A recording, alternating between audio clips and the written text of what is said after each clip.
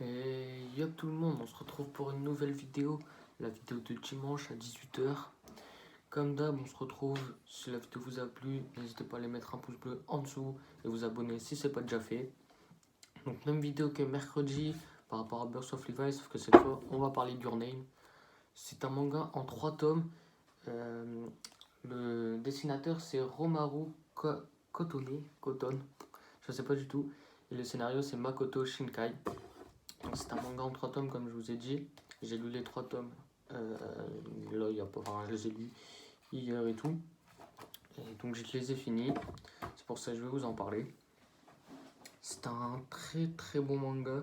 Il y a une adaptation en film, un animé en film, je sais pas comment le dire, sur Netflix si vous voulez. Donc en gros c'est l'histoire d'une fille qui en a marre d'être une fille en fait. Et elle veut devenir un garçon à Tokyo, avoir une vie à Tokyo. Et pour ça, elle arrête pas de le dire, je veux une vie à Tokyo, être un garçon et tout. Et d'un coup, elle va faire un rêve et elle va être un garçon à Tokyo. Donc au début, elle fait qu'un rêve, elle se réveille, elle se souvient de plus rien. Sauf qu'après, ces rêves, ils vont se répéter, ils vont se répéter, ils vont se répéter. Et on va voir qu'un garçon à Tokyo va faire un rêve et qui va être une fille dans son rêve. Et cette fille, ça va être la femme, je sais même plus leur nom. Il y a Taki c'est la fille, je crois, et Mitsuha. Donc le garçon Mitsuha va faire un rêve et il va être dans la peau de Taki une journée. Et Taki, elle va faire un rêve, elle va être dans la peau de Mitsuha. Donc c'est vraiment bien. Donc on découvre ça. Ça se passe pas comme prévu. Enfin, au début, ils font des rêves parce qu'ils sont clairement dans la peau de l'autre personne pendant une journée. Ça se passe bien et tout. Après, il va y avoir des malentendus. Du coup, on va voir qu'ils vont se mettre des règles en place. Je vais pas vous les dire. Enfin, c'est vraiment pour vous donner envie que je vous dis ça. Ils vont se mettre des règles en place. Et après, enfin, le tome 1 est fini, entre guillemets, et on va arriver au tome 2. Et là, depuis un certain moment, il y a eu un truc qui a eu lieu. Et depuis, il n'y a pas eu leur échange, en fait, de corps, si je peux dire, de d'âme. Enfin, je sais pas comment l'expliquer, mais il n'y a pas eu leur échange qui a eu lieu. Du coup, un mois, 2 mois, 3 mois, enfin, ça passe. Et à un moment, le garçon, Mitsuha, il dit bon, je vais partir à sa recherche. Je peux pas, je comprends pas. Et en fait, il se rend pas compte, mais il est amoureux de la fille. Et du coup, il part à sa recherche et on va le suivre pendant le long de son aventure, entre guillemets. Enfin, rechercher la fille. Il va se passer des trucs, il va comprendre des trucs. Et il va faire. Il va partir, entre guillemets, il va aller à la ville où elle vit. Et il va se rendre compte qu'il y a eu un. Je sais pas comment vous le dire sans vous spoil, mais qu'il y a eu un fait, si je peux dire ça, qui a eu lieu et qui explique, entre guillemets, pourquoi leur échange n'a pas lieu. Du coup, Mitsuha, il décide de retourner à un endroit qu'il avait découvert en étant dans le corps de cette fille. Et il boit, je sais plus comment ça s'appelle, mais en gros, c'est la moitié de Taki. Et à partir de là, il va se retrouver encore une fois dans la peau de Taki, mais un peu dans le passé et tout, enfin bref. Et en gros, il va essayer de faire que Taki et Mitsuha ils se rencontrent. Donc c'est un peu devenu, en gros son objectif principal c'était de retrouver Mitsuha. Et là du coup, de retrouver Taki, excusez-moi. Et là vu qu'il est dans la peau de Taki, son objectif c'est un peu de faire qu'ils se rencontrent. Sauf qu'on va voir que c'est pas si simple, qu'ils vont se rencontrer, qu'ils vont être au même endroit, au même moment, mais qui se verront pas. Donc c'est super bien développé. Là je vous en ai parlé en bref, hein, parce que si je vous commence à tout vous dire, ça sert plus à rien que vous le lisez. Mais c'était un super bon manga là, à la fin. Je suis un peu déçu de la fin. Très franchement, je m'attendais pas à ça. En fait, la fin, elle m'a laissé un peu sur ma faim. Je sais pas comment le dire, mais disons que pour moi, il n'y a pas de conclusion. Pour moi, le manga, il s'est fini parce qu'il devait se finir. Pour moi, il aurait pu avoir pas forcément un tome en entier en plus, mais au moins un chapitre. Au moins avoir un chapitre en plus qui fait une vraie conclusion, parce que là, en gros, si vous voulez, la fin, c'est. Je vais pas parler de ça, mais c'est prendre une autre fin. C'est comme si dans One Piece, pour ceux qui connaissent, La fin, c'est Luffy a trouvé le One Piece. Ça s'arrête là. Vous voyez? Donc je suis un peu... Enfin, franchement, si ça serait ça dans One Piece, moi, je serais déçu de la fin. Et là, c'est ce qui s'est passé. Je m'attendais à un truc, une belle conclusion et tout. Et au final, c'est une fin, quoi. Donc ouais, déçu de la fin. Mais sinon, un très très bon manga en général. Enfin, je suis... Une belle découverte. J'irai le regarder avec ma copine en film quand elle viendra chez moi. Parce que je veux vraiment le voir. Donc voilà. Pour le résumé, je pense que c'est tout. Enfin, je vous en ai vraiment parlé vite fait parce que c'est en 3 tomes, donc il n'y a pas grand chose à dire.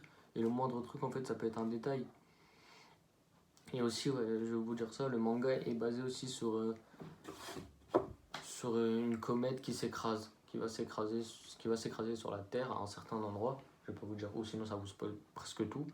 Mais on va être beaucoup tourné sur ça aussi, sur la comète qui va s'écraser.